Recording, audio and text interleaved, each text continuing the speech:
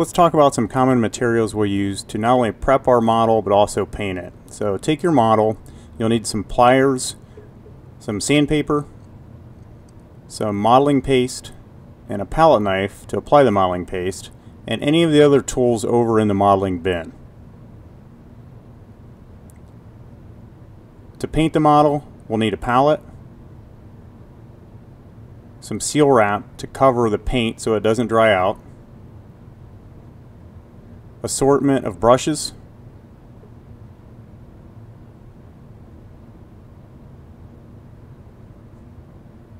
whatever colors of paint that you want to use.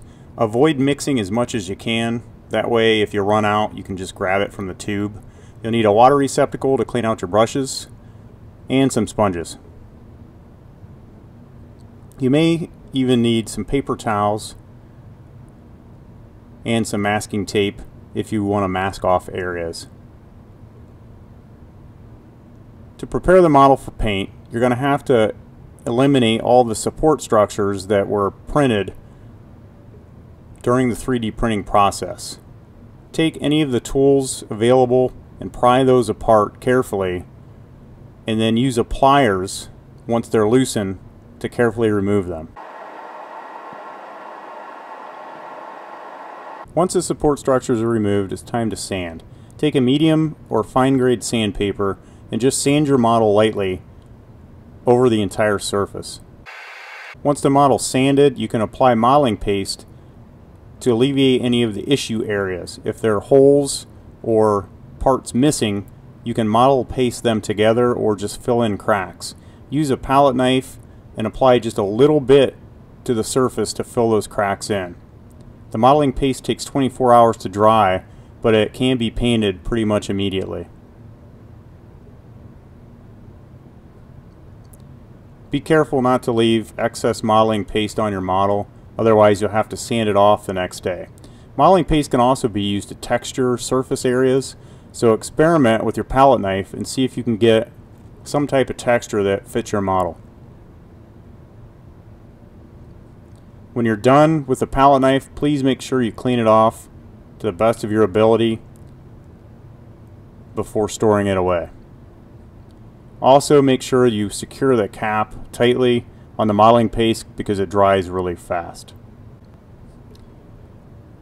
Just a couple tips for paint organization. Again, use the paint directly out of the tubes. Don't mix too much, because if you do run out, to match a paint that you mix is going to be extremely difficult.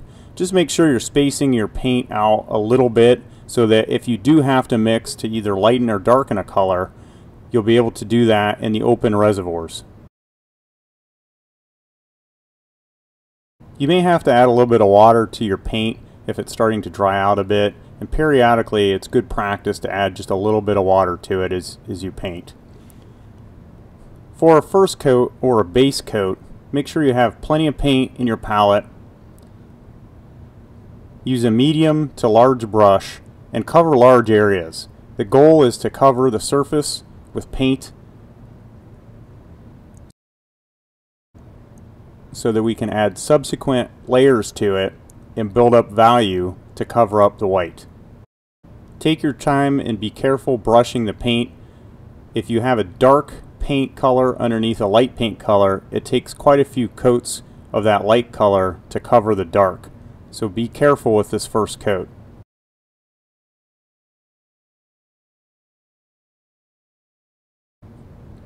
It's good practice to place your model on a scrap piece of paper while you're painting it. That way you won't get paint all over the table. You can transport it really easily, and it's easy to clean up. Make sure you clean out your brush thoroughly in between coats and color changes, and each coat of paint takes about 10 minutes to set up. So you can do multiple coats in a class period. It'll take 24 hours for it to totally dry if you want to add special effects, but you can layer as many coats as you can possibly get done during one class period.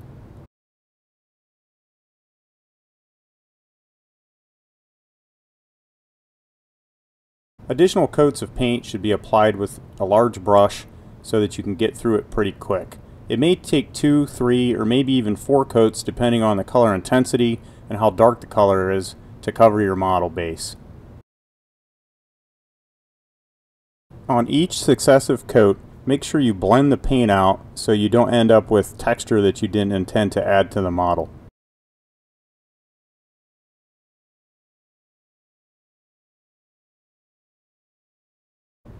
Lastly, we're going to add details and do touch-ups to our paint job. You'll need some fine brushes and some sponge pieces.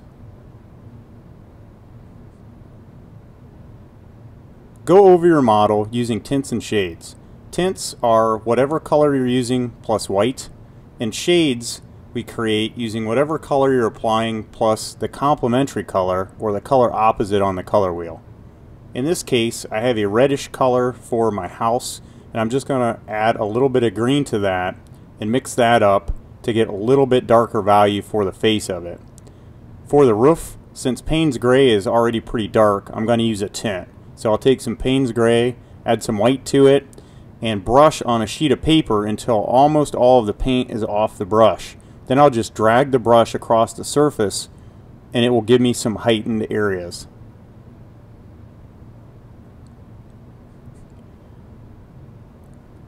Using the dry brush technique will bring a little bit more interest to the surface quality and make it look a little bit more realistic.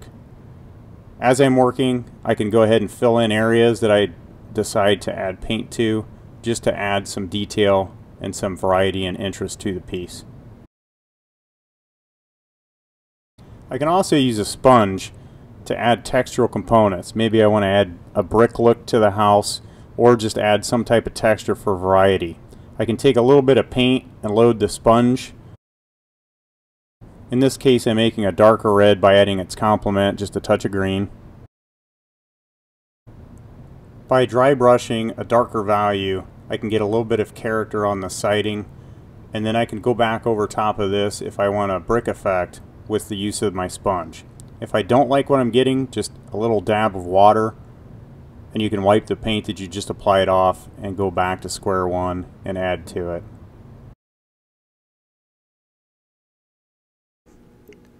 I encourage you to experiment with different materials to try to get different textural effects on the surface of your models. By using a small piece of sponge, load the sponge with a lot of paint and then dab on the surface of your model.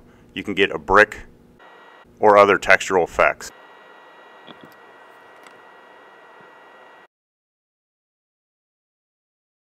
If you don't like the look of that texture, you can always brush right over top of it and reapply.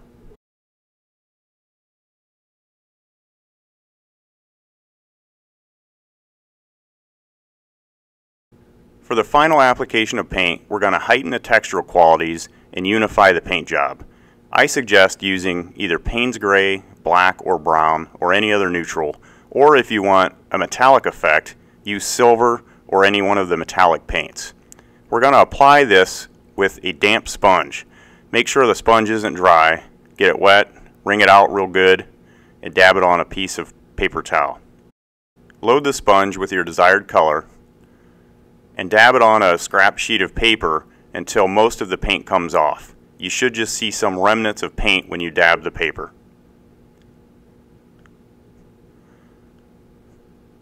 Push the paint into all the cracks and crevices on your model. Then with the clean side of the sponge, you can go in and blend it out. This will knock that paint off the higher parts of the model surface and give you a cool textural quality. If you add too much paint, simply wipe it off with a clean part of the sponge, and if you don't have enough, just add more paint.